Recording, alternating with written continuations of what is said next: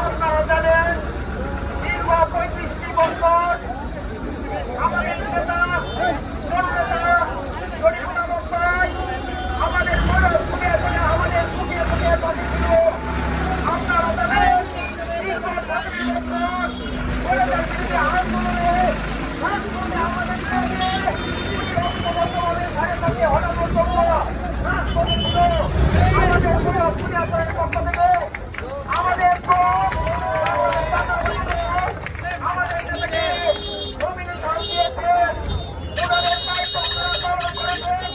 আমাদের দায়িত্ব আমরা প্রত্যেকটি কর্মী আমরা প্রত্যেকটি নেতা আহ্বানের জন্য যেদিন নির্বাচনের আগ মুহূর্ত মানুষ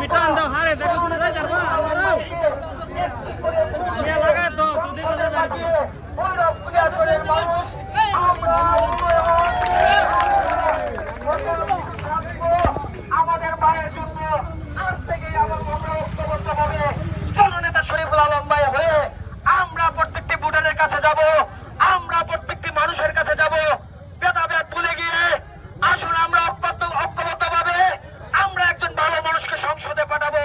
এই প্রতিজ্ঞা নিয়ে এখানে আমি আমার সংক্ষিপ্ত আলোচনা শেষ করলাম। খুদা হাফেজ। বাংলাদেশ জিন্দাবাদ। বাংলাদেশ জাতীয়তাবাদী যুবদল জিন্দাবাদ। উপজেলার চাষাদের সম্মানিত সভাপতি জনাব আসাদুল করিম মবিন ভাই।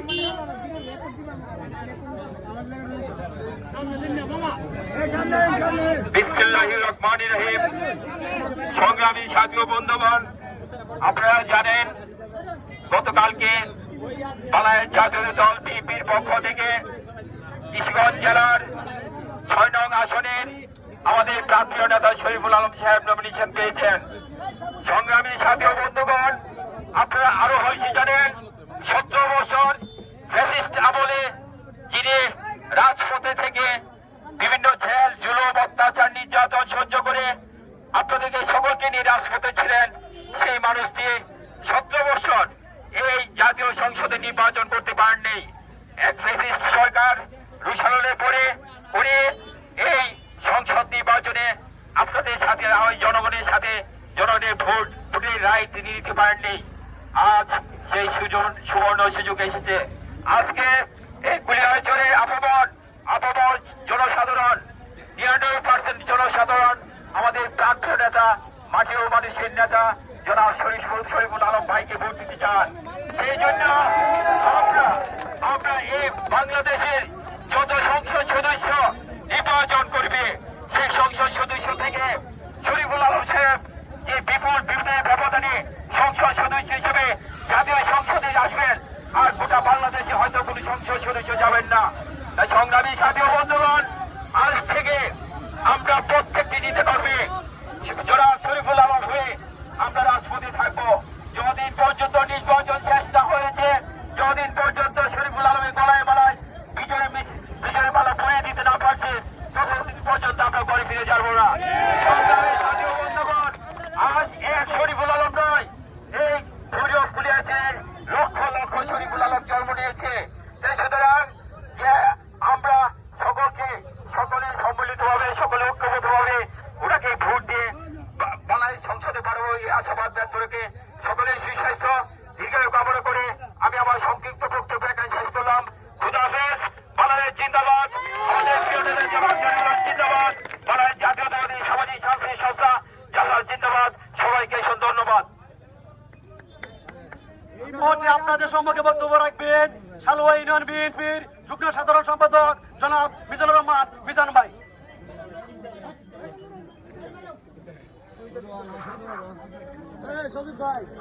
বিসমিল্লাহির রহমানির রহিম।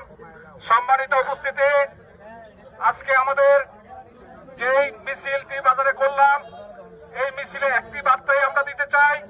2018 সালে বিএনপি তথা অন্যান্য দলগুলি আওয়ামী ফ্যাসিস্ট সরকারের তথাকথিত নির্বাচনে না যাওয়ার পরও জননেতা শরীফুল আলমকে ভৈরব থেকে গ্রেপ্তার করে একটানা 4 মাস তাকে বিনা কারণে কারাবরণ করতে হয়েছে, রিমান্ডের পর রিমান্ড দিতে হয়েছে।